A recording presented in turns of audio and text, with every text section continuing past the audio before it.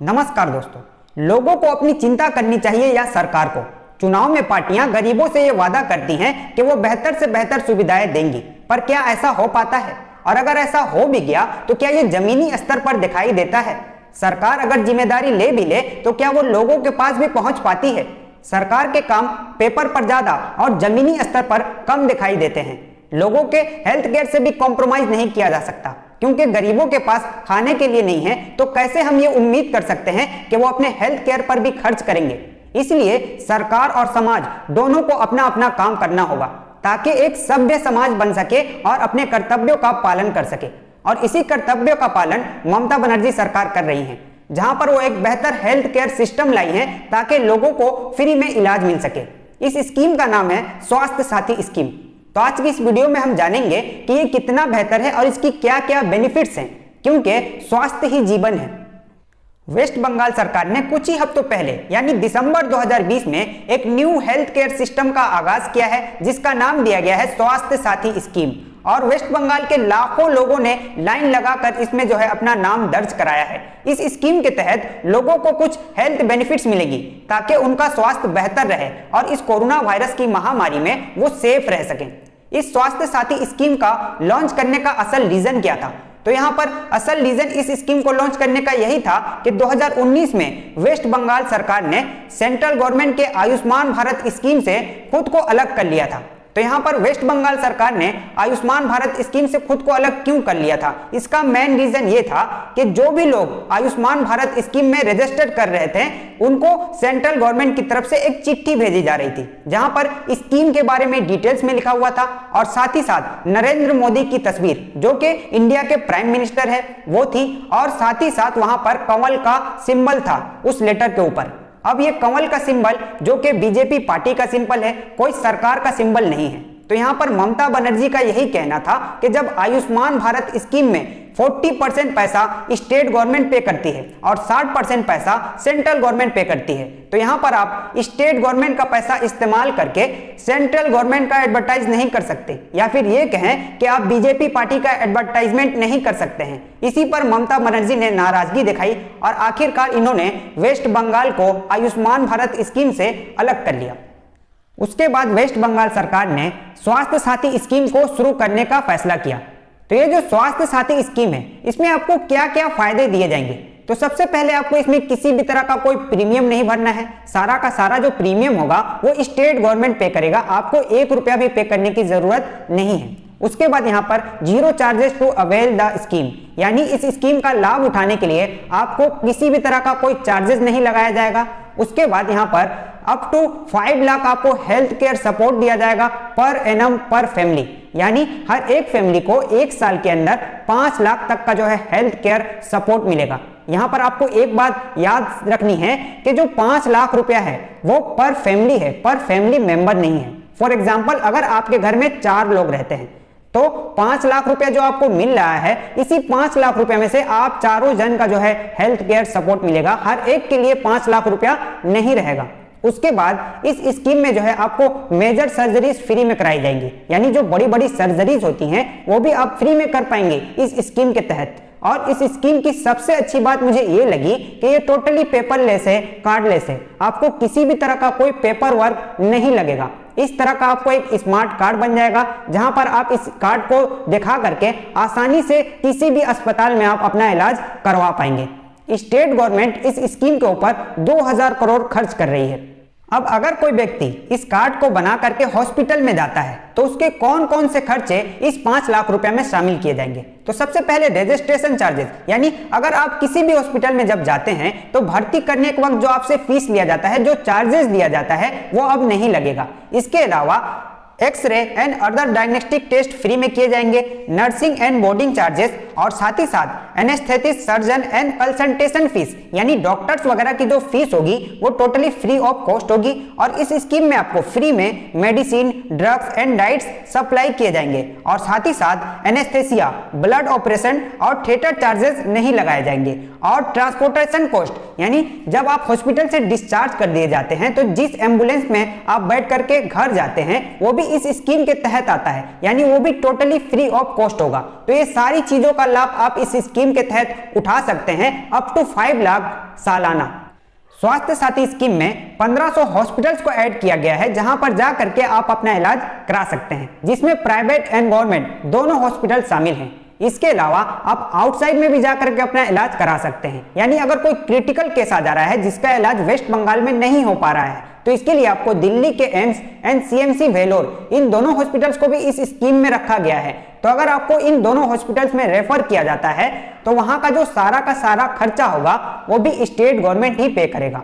इसके अलावा वेस्ट बंगाल सरकार यहां पर यह भी कोशिश कर रही है कि स्टेट में जितने भी प्राइवेट नर्सिंग होम हैं और जो हेल्थ केयर इस्टेब्लिशमेंट हैं उनको भी इस स्कीम के तहत जोड़ दिया जाए, उनको भी इस स्कीम में शामिल कर लिया जाए। और अगर ऐसा होता है तो जो छोटे शहरों में रहते हैं उनके लिए काफी फायदा होने वाला है, क्योंकि उन्हें अपने इलाज के लिए बड़े शहरों के लिए में जाने की जरूरत नहीं पड़ेगी, लंबा रास्ता नहीं तय करना पड़ेगा। वो अपने इलाके के ही किसी अच्छे प्राइवेट नर्सिंग होम में ये सारी चीजों का जो है बेनिफिट्स उठा पाएंगे, फायदा उठा पाएंगे। और इसके लिए डिस्ट्रिक्ट मजिस्ट्रेट को ये ऑर्डर दिया गया है कि वो प्राइवेट नर्सिंग होम और जो हेल्थ केयर इस्टेब्लिशमेंट होते हैं उनके साथ मीटिंग करें, उनसे बात करें कि किस तरह से उनको भी जो है इस स्कीम में शामिल कर लिया जा सकता है।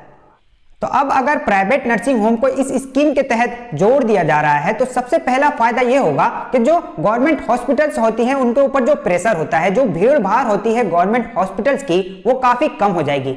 और साथ ही साथ जो प्राइवेट नर्सिंग होम है उन्हें भी एक मौका मिलेगा अपना इंफ्रास्ट्रक्चर को और भी बेहतर बनाने का, क्योंकि लोग वहां पर जाएंगे इलाज के लिए और यहाँ पर सरकार की तरफ से उन्हें फंड मिलेगा, तो वो इसका इस्तेमाल करके अपने इंफ्रास्ट्रक्चर को और भी बेहतर बना पाएंगी। और सबसे बड़ा फायदा यह होगा कि काफी कम लोगों को कोलकाता रेफर किया जाएगा, क्योंकि वेस्ट बंगाल में जब इलाज नहीं हो पाता है तो काफी सारे लोगों को कोलकाता के बड़े बड़े अस्पतालों में रेफर किया जाता है।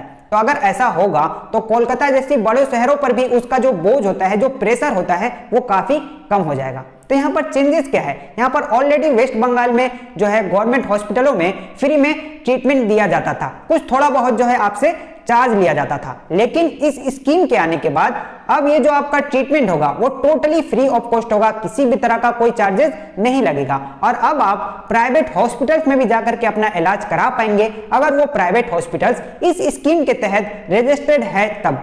अब इस स्कीम के लिए कौन कौन से लोग एलिजिबल हैं, यानी कौन कौन से लोग इस स्कीम का फायदा उठा सकते हैं। तो वेस्ट बंगाल का रहने वाला हर एक आदमी, हर एक फैमिली इस स्कीम के लिए एलिजिबल है, वो इस स्कीम के तहत फायदा उठा सकता है, सिवाय उन लोगों के जिन्होंने ऑलरेडी एक मेडिकल इंश्योरेंस बाई करके रखा हो, या फिर वो लोग जो सरकारी नौकरी करते हैं, या फिर उन्हें जिन्हें मेडिकल इंश्योरेंस ऑलरेडी प्रोवाइड किया जाता है, जैसे कि ESI हो गया, WBHS हो गया, CGHS हो गया। तो वो लोग इस स्कीम का फायदा नहीं उठा सकते, उन्हें डबल बेनिफिट नहीं मिलने वाला है। या फिर वो लोग जिन्हें सैलरी के साथ साथ ही मेडिकल इंश्योरेंस भी मिल जाता है, वो लोग भी इस स्कीम का फायदा नहीं उठा सकते हैं। इस स्कीम में नो इनकम लिमिट रखी गई है, यानी अगर आप 10 लाख रुपया कमाते हैं या फिर 10,000 रुपया कमाते हैं सालाना, कोई बात नहीं है, हर एक आदमी इस स्कीम का जो है लाभ उठा सकता है।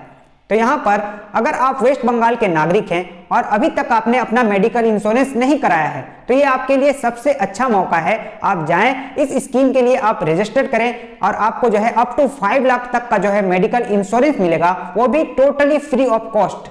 अब मैं आपको बताऊंगा कि सेंट्रल गवर्नमेंट के आयुष्मान भारत स्कीम और स्वास्थ्य साथी स्कीम में डिफरेंस क्या है। तो सबसे पहले आयुष्मान भारत स्कीम में आपको 2,000 रुपया का जो है प्रीमियम भरना होता है। यहाँ पर जो बेनिफिशियरी यानी हेड ऑफ द फैमिली जो होता है उसे 1 साल के अंदर जो है 2,000 रुपया पे करना होता है। लेकिन स्वास्थ्य साथी स्कीम में ऐसा नहीं है, इसमें आपको किसी भी तरह का कोई प्रीमियम भरने की जरूरत नहीं है।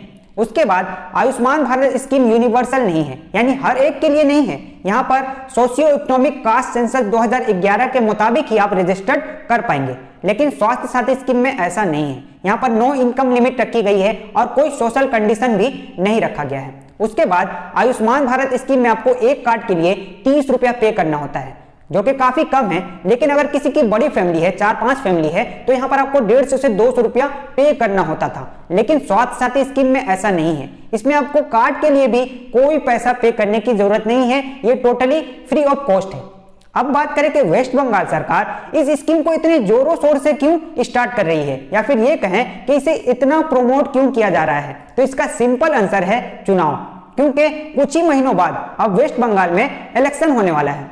स्वास्थ्य साथी कार्ड का नाम दिया गया है द्वारे सरकार, जिसका मतलब होता है सरकार आपके घर के पास। बंगाली में द्वारे का मतलब होता है डोर यानी दरवाजा, और वेस्ट बंगाल का जो नॉर्दर्न एरिया है उसे भी हम द्वारे कहते हैं। इसलिए कहते हैं क्योंकि वहां से हिमालय में जाने का रास्ता खुलता है।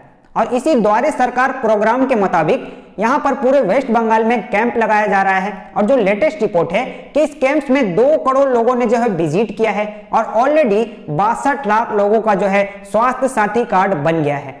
सरकार का टारगेट है 10 करोड़ लोगों को स्वास्थ्य साथी कार्ड बनाने का, और यहां पर ऑलरेडी 7.5 करोड़ लोगों ने स्वास्थ्य साथी कार्ड के लिए रजिस्टर्ड कर दिया है। और यहां पर सरकार 2.5 करोड़ लोगों को और भी जो है इस स्वास्थ्य साथी कार्ड में जो है रजिस्टर्ड करवाना चाह रही है।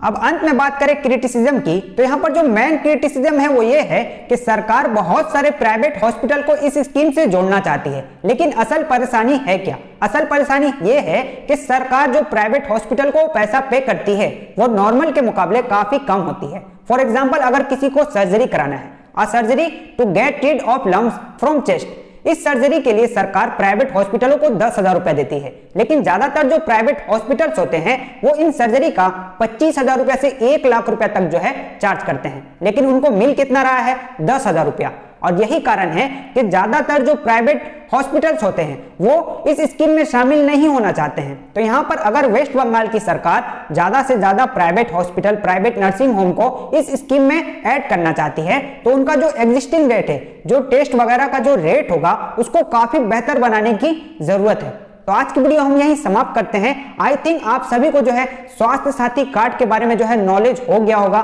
तो अगर आपको वीडियो अच्छी लगी है तो वीडियो को लाइक करें और हमारे चैनल को सब्सक्राइब करें। और अगर आप हमारे वीडियो को फेसबुक पर देख रहे हैं तो हमारे फेसबुक पेज को फॉलो करें। हमारा वीडियो देखने के लिए आप सभी का बहुत बहुत शुक्रिया।